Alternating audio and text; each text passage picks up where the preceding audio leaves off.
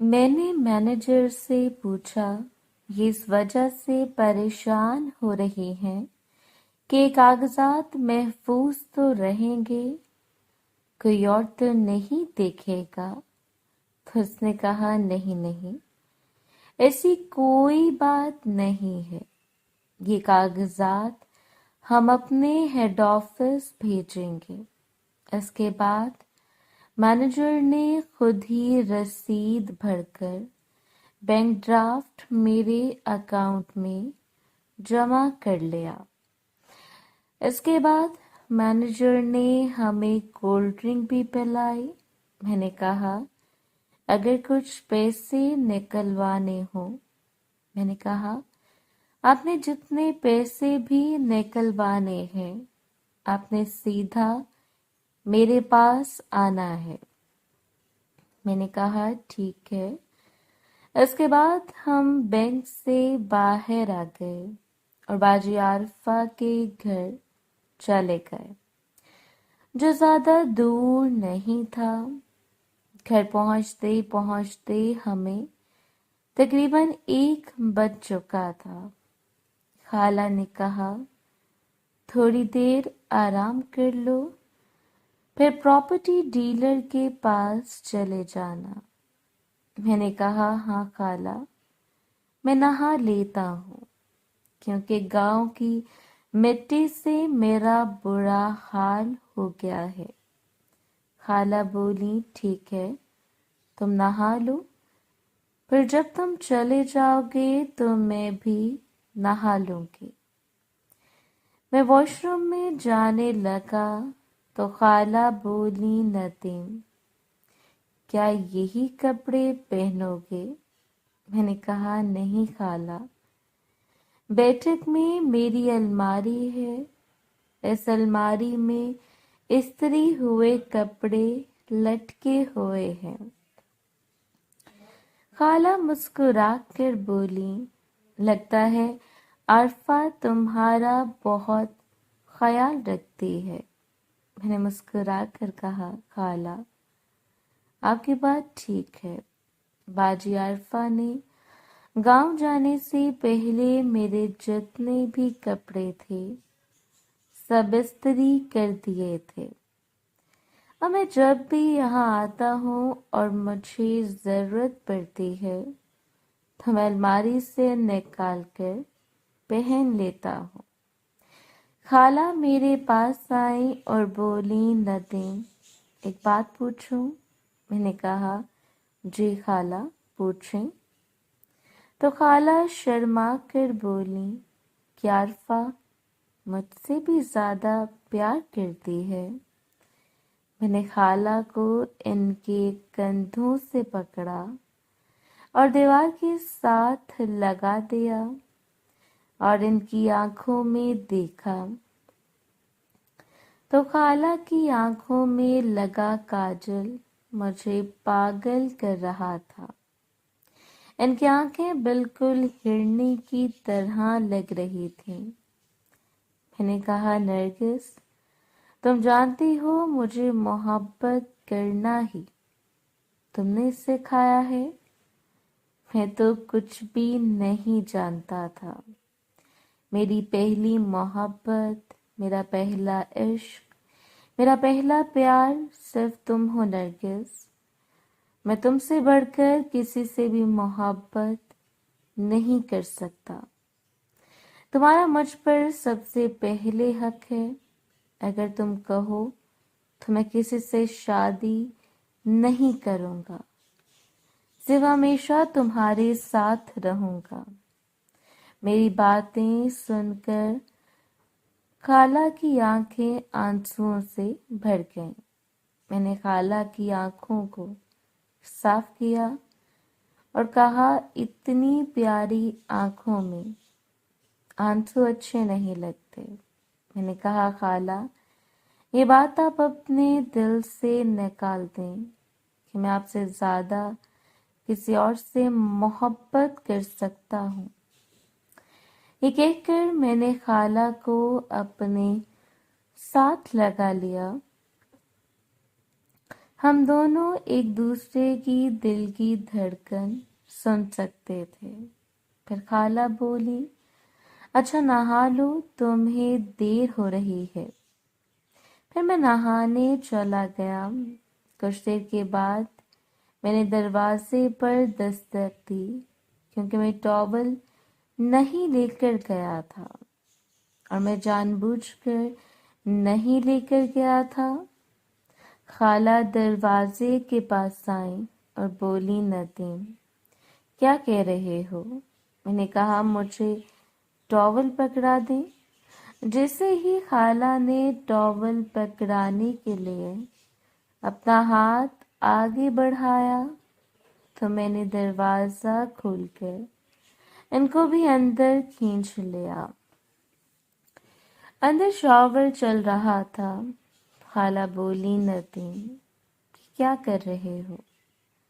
میں نے خالہ کی بات کا کوئی جواب نہیں دیا اور دیوار کے ساتھ لگا کر فین والی ملاقات کرنے لگا۔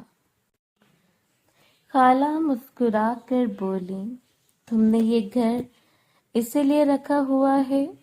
میں خالہ کی کسی بات کا جواب نہیں دے رہا تھا۔ میں سیڑھیاں اتر کر نیچے دکانوں پر آ گیا اور پھر آہستہ آہستہ شہزادی تک پہنچ گیا۔ اب میں نیچے بیٹھ چکا تھا اور شاور کا پانی دکانوں سے بہہ کر شہزادی پر آ رہا تھا۔ پھر میں شہزادی سے ملاقات کرنے لگا۔ خالہ کو یہ ملاقات بہت پسند تھی۔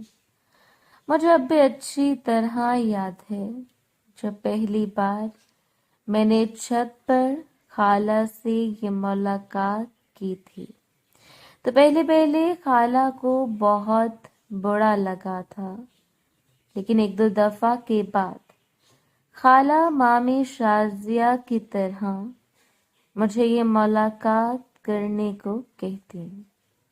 حیرانگی کی بات یہ تھی کہ خالہ نرگس کو بھی مامی شازیہ کی طرح شہزادی سے بیٹھ کر ملاقات کرنا پسند نہیں تھی۔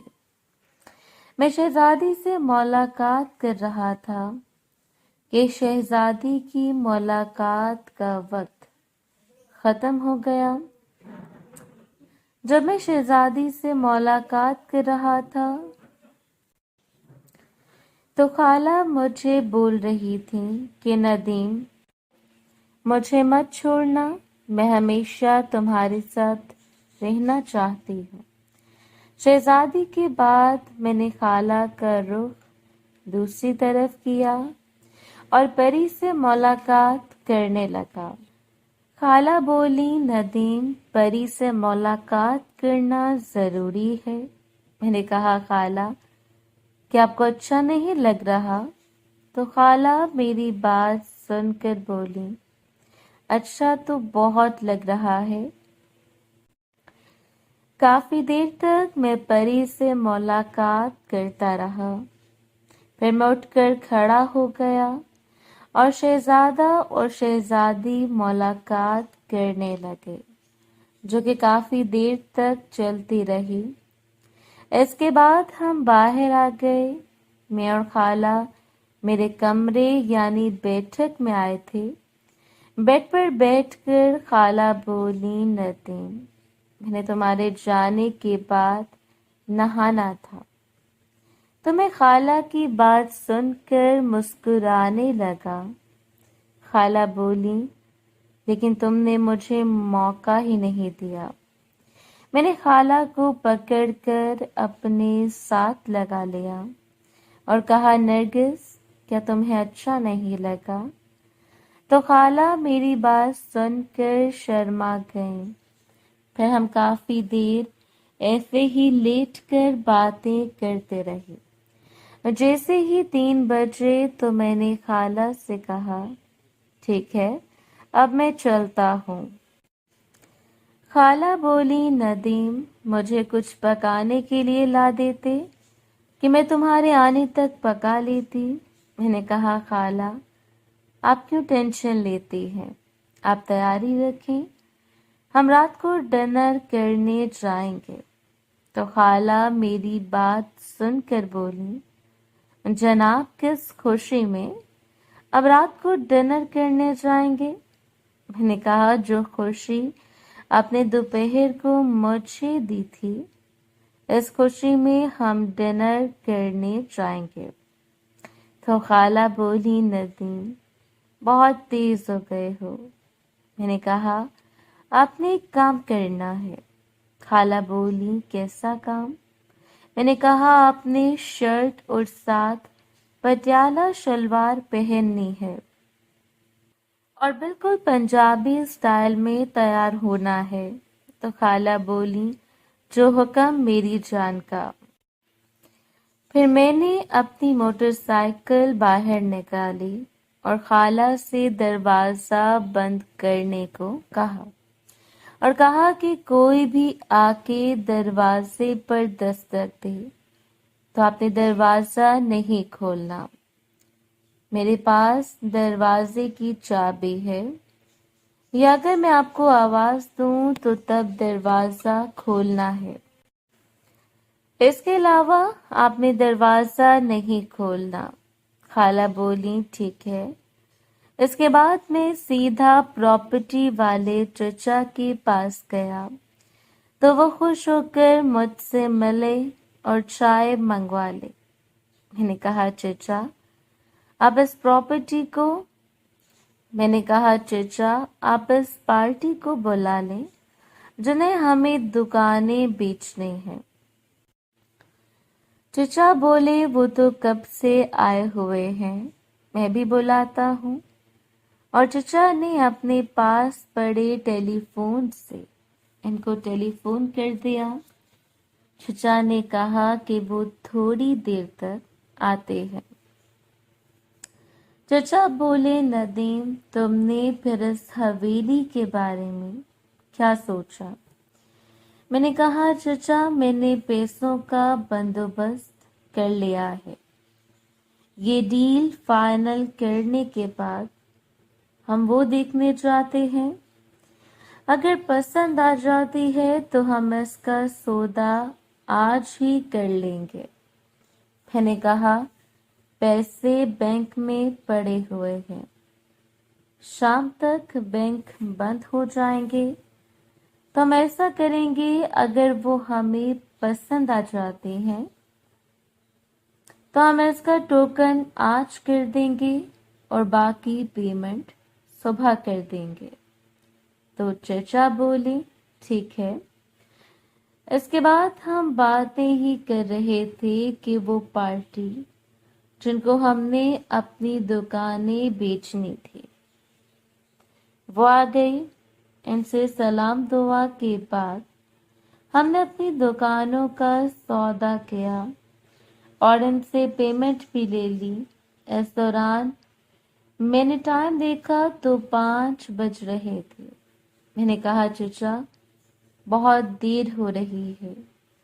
چچا بولے اکیلے گاؤں سے آئے ہو؟ میں نے کہا نہیں، میرے ساتھ میری خالہ بھی آئے ہیں، وہ گھر پر اکیلی ہیں۔ تو چچا بولی یہ تو اور اچھی بات ہے کہ وہ اکیلی ہیں۔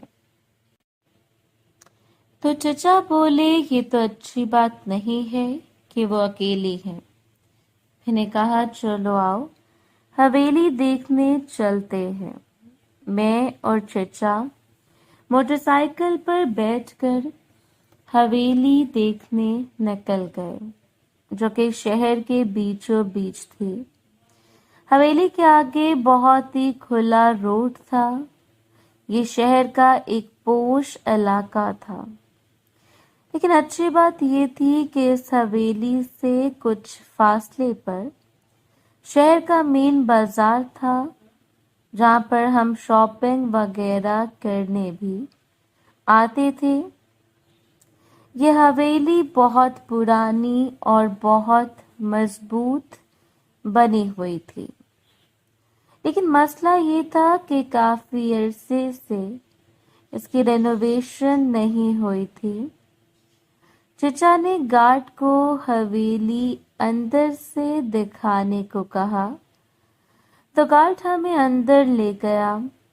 अंदर भी बहुत बड़ा मैदान था और दरमियान में हवेली की मेन बिल्डिंग बनी हुई थी जो 2 मंजिला थी और जिसमें बहुत सारे कमरे थे। इसकी एक अच्छी बात ये थी कि हर कमरे के साथ अटैच बाथरूम था। हालांकि इस जमाने में अटैच बाथरूम का रिवाज नहीं था, लेकिन इस हवेली के हर कमरे के साथ अटैच बाथ था, जो मुझे बहुत पसंद आया। इसके अलावा हवेली के एक तरफ मॉडर्न किस्म का लॉन बना हुआ था और हवेली के पिछली तरफ एक बहुत बड़ा स्विमिंग पूल था जो फिलहाल खाली था और इसकी सफाई होने वाली थी। चचा बोले, हाँ नदीम, तुम्हें कैसी लगी? मैंने कहा, चचा सौदा तो बुरा नहीं है, लेकिन इस पर कम से कम भी रेनोवेशन का खर्चा 15-20 लाख होगा। चचा बोले, नदीम, हम इसको बगैर रिनोवेशन के भी बेच सकते हैं। मैंने कहा, लेकिन चचा इस तरह हमें पैसे बहुत कम मिलेंगे। यह हवेली तो हमारे लिए सोने की चिड़िया साबित होगी अगर हम इसको रिनोवेशन करवा कर बेचते हैं। चचा बोले, फिर तुम ऐसा करो कि इस हवेली को खरीद लो और जब पैसे आएंगे तो इसको रेनोवेशन करवा लेंगे। मैंने कहा, ठीक है चचा। मैंने कहा, चचा आप इसकी डील फाइनल करें।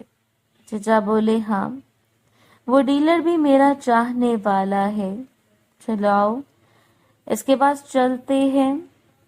मैंने कहा, चचा क्या हम ये हवेली डीलर से खरीद रहे हैं? चचा बोले, हाँ, हम डीलर से ही खरीद रहे हैं। जिस डीलर के पास हम जा रहे हैं इसका राब्ता इनके मालिकों से है जो कि बाहर हैं। मैंने कहा, चचा फिर तो वह डीलर मालिकों से बहुत कम पैसों में ये हवेली खरीद रहा होगा। चचा बोले, हाँ, इसने बताया था कि वो 75 लाख में खरीद रहा है और 5 लाख ऊपर रख कर बेच रहा है। मैंने कहा, चचा ये सौदा 80 लाख में भी बुरा नहीं है। कुछ ही देर में हम इस डीलर के पास पहुंच गए और इसे डील पक्की करके इसको 20 लाख का टोकन दे दिया और बाकी 60 लाख का वादा हमने कल का किया। इसके बाद हम चचा की दुकान पर आ गए और मैंने कहा, चचा आप रात तक सारे कागजात बनवा लें ताकि कल हम पेमेंट करके इस हवेली का कब्जा ले जाएं। चचा बोले, ठीक है। मैंने टाइम देखा तो 7 बज चुके थे। मैंने कहा, चचा ठीक है, अब मैं घर जा रहा हूँ। सुबह 9 बजे आपके पास आऊँगा। फिर हम बैंक से पैसे लेकर सीधा उस प्रॉपर्टी डीलर के पास चले जाएंगे और एक एक कर मैं मोटरसाइकिल पर बैठा और सीधा घर आ गया।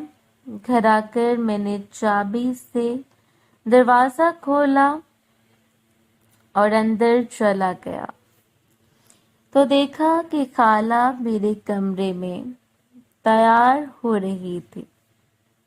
खाला ने वही कपड़े पहने थे जो मैं उनको कह कर गया था اور قسم سے خالہ آج کسی حور سے کم نہیں لگ رہی تھی۔ خالہ نرگس کی عمر تقریباً 27-28 سال تھی، لیکن اب وہ 22 سال کی لگ رہی تھیں۔ خالہ ڈریسنگ کے آگے کھڑی تھیں۔ میں ان کے پیچھے جا کر کھڑا ہو گیا تو بولی، میں کیسی لگ رہی ہوں؟ نے مسکرا کر خالہ کو اپنے ساتھ لگا لیا اور کہا کہ میرا تو دل کر رہا ہے اب سے بھی شادی کر لوں۔ تو خالہ بولی، تو کر لو، ویسے شادی کے بعد والے کام تو تم کر چکے ہو۔ خالہ کی بات سن کر ہنسنے لگا۔ خالہ بولی، میں نے تمہارے بھی کپڑے نکال کر رکھ دیے ہیں، تم بھی جلدی سے تیار ہو جاؤ۔ میں نے اپنے کپڑے پکڑے اور واش روم میں جاتے ہوئے خالہ سے کہا کہ مجھے ٹاول پکڑا دینا ہے۔ تو خالہ میری بات سن کر بولی، ندیم اب مار کھاؤ گے، جلدی سے تیار ہو کر آ جاؤ۔ خالہ کی بات سن کر میں مسکراتا ہوا فریش ہونے چلا گیا۔ محترم ناظرین اور سامعین، اس کہانی کا باقی حصہ اگلے آنے والی ویڈیوز میں پیش کیا جائے گا۔